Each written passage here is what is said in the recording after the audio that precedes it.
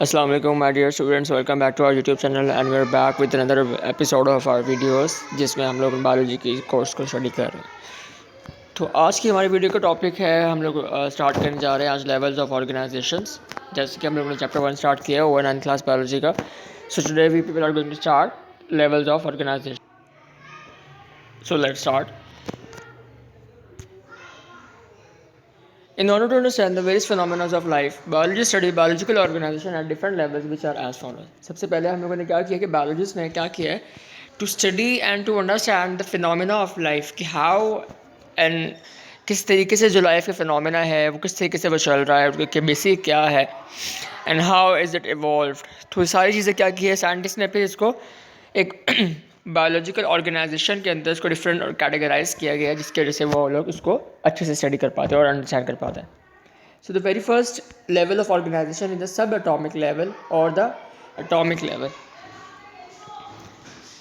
All types of matters are made up of elements and each element contains a single kind of atom। ठीक हो गया। The atoms are actually made up of many subatomic particles। आपको पता है कि atom की composition क्या होती है।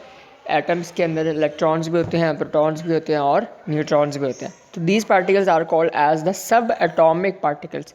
ये वही पार्टिकल्स होते हैं जिनकी कंपोजिशन से हमारे पास कोई भी एक एटम फॉर्म होता है। The most stable subatomic particles are electrons, protons, and neutrons. Out of 92 kinds of elements that occur in nature, 16 are called as bioelements। तो हमारे पास टोटल 92 काइंड ऑफ एलिमेंट्स हैं जो कि प्रेजेंट हैं नेचर में। उसमें से जो 16 एलिमेंट्स हैं उनको हम लोग कहते हैं bio elements. And why are they called bio elements? Because they take part in the bio composition या composition of biological cells and biological fluids and bodies. जो लिविंग ऑर्गेनिजम्स के अंदर इनका रोल बहुत इंपॉर्टेंट होता है। Out of these biochemicals bio elements only 6, और 6 में कौन कौन सी है? ऑक्सीजन है, कार्बन है, हाइड्रोजन है, नाइट्रोजन है, कैल्शियम है और फॉस्फोरस है, make 99% of the total mass. The other 10 elements, which is calcium, sulfur, chlorine, sodium, magnesium, iron, copper, manganese, zinc and iodine collectively make 1% of the total mass। ठीक हो गया। जो basic 6 elements हैं वो ये हैं जो कि 99% आपको कंपोजिशन देती है टोटल मास की, और इनकी जो परसेंटेज है वो 99% है, और बाकी जो 10 एलिमेंट्स हैं उनकी परसेंटेज 1% है। ये आपके लिए MCQ पॉइंट ऑफ व्यू से मे भी आपको एग्जामिनर क्वेश्चन दे सकता है, तो इसको याद रखिएगा। Protons and neutrons are located inside the nucleus of atom, while electrons orbit in energy levels, जिसको हम इलेक्ट्रॉन शेल्स भी कहते हैं, अराउंड द न्यूक्लियस। ठीक। The number of electrons in the outermost shell determines the manner in which atoms react with the other। ये details में आप लोग केमिस्ट्री में स्टडी करेंगे कि किस तरीके से बॉन्ड फॉर्मेशन होती है, और ये डिपेंड कर रहा होता है कि आपकी valence shell of an atom के अंदर कितने इलेक्ट्रॉन्स हैं। तो ये डिटेल्स में आप लोग केमिस्ट्री में स्टडी करेंगे। यहाँ पर इतनी डिटेल में आपको अच्छा है आप वहीं पर कर लें। तो ये वही अगेन एक पिक्टोरियल रिप्रेजेंटेशन दी हुई है एक, जिसमें उन्होंने परसेंटेज दिखाई हुई कि ऑक्सीजन की बॉडी में 65% होती है, कार्बन की 18% है, हाइड्रोजन की 10% है, नाइट्रोजन की 3% है, कैल्शियम की 2%, फॉस्फोरस की 1% और अदर एलिमेंट्स की भी 1% है। ठीक हो गया। ये भी आप लोग MCQ पॉइंट ऑफ व्यू से इसको याद कर लीजिएगा। A molecule is the smallest part of a compound that retains the properties of that compound। Atom हम लोगों ने स्टडी कर लिया है। So we are moving next to the topic which is molecular level। In organisms, bioelements usually do not occur in isolated forms, rather they are combined through the ionic or covalent bonding। The stable particles formed by such bonding is called as molecule or biomolecule। जब atoms combine करेंगे तो वो क्या form करेंगे? हमारे पास molecule form करेंगे या फिर बायोमोलिक्यूल फॉर्म करेंगे, एक ही बात है। An organism is formed by enormous number of biomolecules of hundreds of different types। These molecules are the building materials and are themselves constructed in in great variety and complexity due to the specific bonding arrangements। और इनकी जो bonding arrangement होती है वो भी different होती है। Biomolecules are classified as micromolecules and macromolecules। ये चीज़ याद रखिएगा, डिफरेंस इसका भी आ सकता है आपको शॉर्ट क्वेश्चन के अंदर। माइक्रो है ना, इसको याद रखिएगा, माइक्रो मीन्स स्मॉल और macro means large. Micromolecules are with low molecular weight such as glucose, water, etc. And macromolecules are with the high molecular weight such as starch, proteins and lipids. ठीक हो गए students?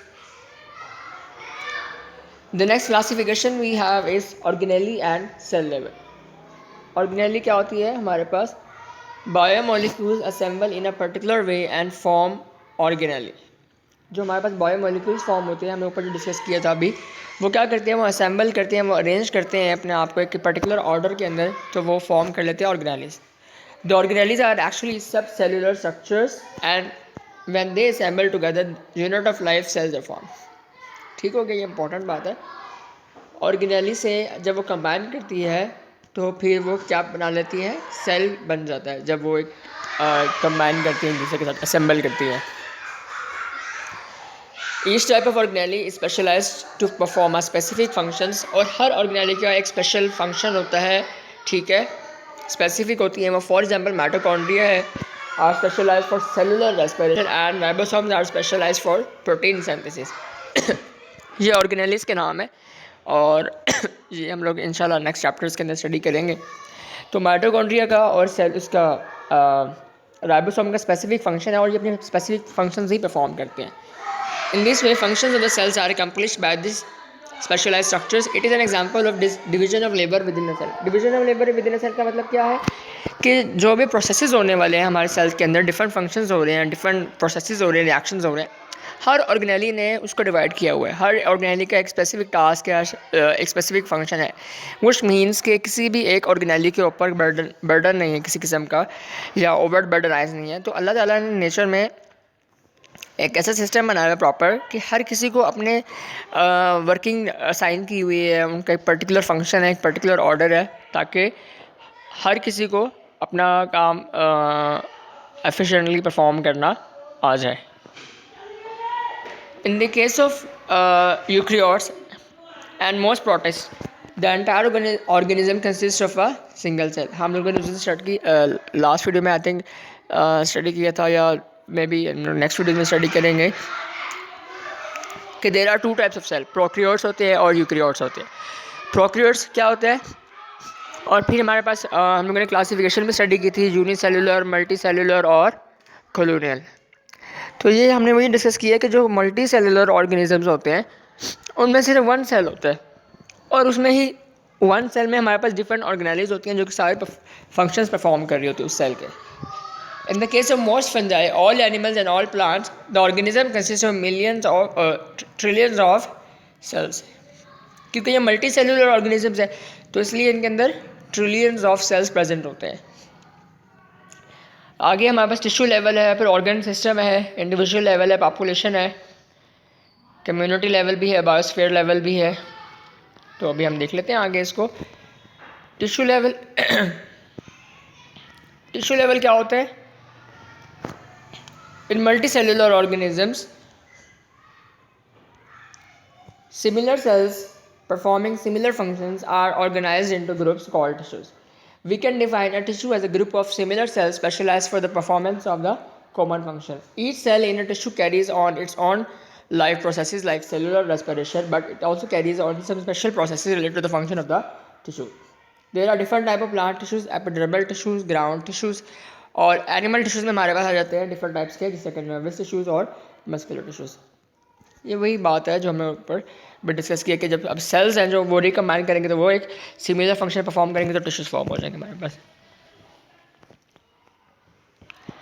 Then we have organ and organ system level.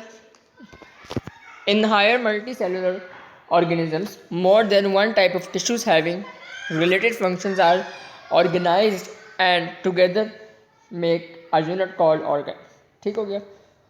Different tissues of an organ perform their specific functions and these functions are collectively become the functions of that organ. ठीक है, तो वो भी उस particular organ का वही function होता है जो कि टिश्यूज से रिकम्बाइन करते हैं. फॉर एग्जाम्पल स्टमक है हमारे पास. Stomach is an organ specialised to perform the digestion of proteins and for storing food.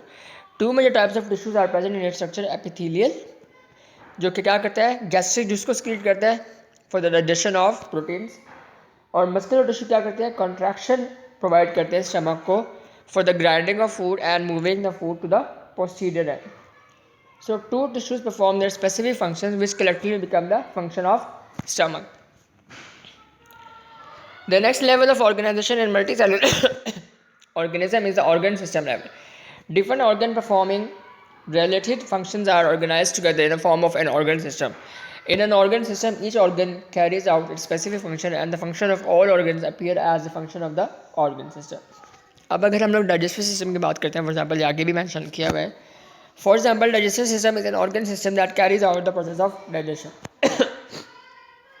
अब इसमें हमारे पास क्या होगा, जितने भी ऑर्गन्स हमारे जो डाइजेशन में इन्वॉल्व हो रहे होंगे वो हम लोग कह देंगे कि हमारे पास वो डाइजेस्टिव सिस्टम का पार्ट है. Major organs in its framework are oral cavity, stomach, small intestine, large intestine, liver, pancreas.